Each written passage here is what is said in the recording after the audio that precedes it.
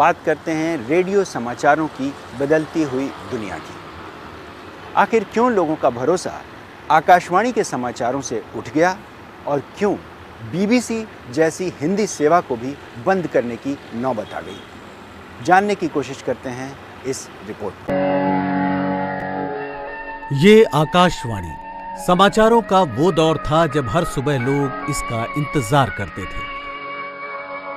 तब radio transistor हर घर में, गांव-गांव में, खेत खलिहानों में होता था और लोग इसके तमाम कार्यक्रमों के अलावा समाचारों को सुनकर देश दुनिया की खबरों से वाकिफ होते थे। तब खबरों की दुनिया इतनी बड़ी नहीं थी।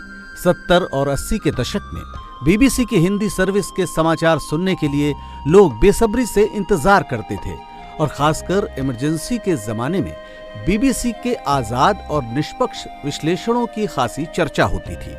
आकाशवाणी समाचारों की विश्वसनीयता घटती गई और लोग बीबीसी की खबरों पर ज्यादा भरोसा करने लगे। एक वक्त आया कि आकाशवाणी को सरकारी प्रचार का तंत्र मान लिया गया और सरकारी नियंत्रण में काम करने वाला आकाशवाणी का समाचार प्रभाग सवालों के घेरे में आ गया। तब लोग विदेशी रेडियो की हिंदी सेवाओं की तरफ भागने लगे, चाहे वो बीबीसी हो, जर्मन रेडियो हो, वॉइस ऑफ अमेरिका हो या चीनी रेडियो। उन्हें लगने लगा कि कम से कम ये स्टेशन अपने देश की सही खबरें देंगे। ये सिलसिला करीब 2 दशकों तक चला, लेकिन टीवी खबरों के शोर शराबे और बढ़ते असर ने रेडियो की दुनिया पर बुरा असर डाला। कुछ ही दिन पहले बीबीसी रेडियो की हिंदी सेवा को भी बंद कर दिया गया। रेडियो पर हिंदी न्यूज़ सुनने वाले श्रोताओं के सामने बहुत ज़्यादा विकल्प है नहीं। बीबीसी हिंदी रेडियो हुआ करता था जो आज़ाद तरीके से, सरकार से आज़ाद होकर के ख़बरें देता था, ऑब्जेक्टिव तरीके से खबरें देता था, लेकिन अब वो बंद हो चुका है। तो मुझे जब मैंने सुना तो मेरे को यकीन नहीं आया कि बीबीसी की हिंदी सर्विस बंद हो गई। फिर मैंने पता किया, उन्होंने कहा उसकी जो वजह मुझे मालूम हुई वो ये हुई, तो जो बहुत से और ऐसे सब्जेक्ट या ऐसी पॉलिटिक्स दूसरी जगह चल रही है जहाँ पे बीबीसी को ज़्यादा पैसा खर्च करना पड़ता। अब जैसे मिडिल ईस्ट है, मिडिल ईस्ट का उन्होंने जो डिपार्टमेंट है बहुत बड़ा कर दिया, उसका बजट भी बहुत बड़ा हो गया, तो कहीं तो काटते।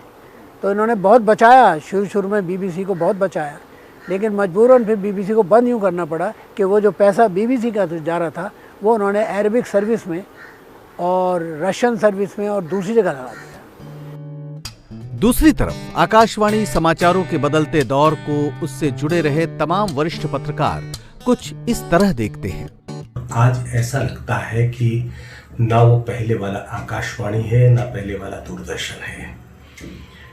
खबरों के स्तर में जिस तरह से गिरावट आई है वो चौंकाने वाली है।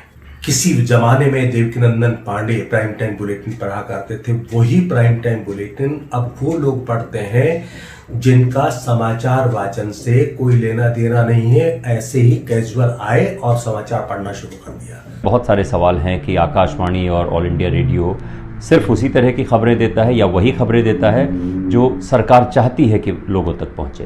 रेडियो पर न्यूज़ को लेके बहुत संवेदनशील ये सरकारें रही हैं, इसकी वजह वही जानते हैं। इधर स्मार्टफोन की लोकप्रियता ने समाचार संप्रेषण और समाचार उपभोग को जिस तरह बदला है, उससे जन्मी प्रतियोगिता ने पारंपरिक रेडियो को पूरी तरह हिला दिया है। उसके लिए अब जनसंचार के नवीनतम साधनों के साथ समझौतों के साथ वजूद बनाए रखने की लाचारी है। इंटरनेट रेडियो के रूप में वो शायद अब भी जीवित रह सकता है। लेकिन क्या रेडियो समाचारों का भविष्य सचमुच खतरे में है? क्या अब दोबारा रेडियो समाचारों को लेकर वो ग्लैमर या वो इंतजार वापस आएगा? कम से कम बीबीसी के जाने माने पत्रकार मार्क चिली तो ऐसा ही मानते हैं। जब तक लोग ऐसे स्टोरी टेलिंग पसंद करते हैं, जैसा लिसनिंग rather than seeing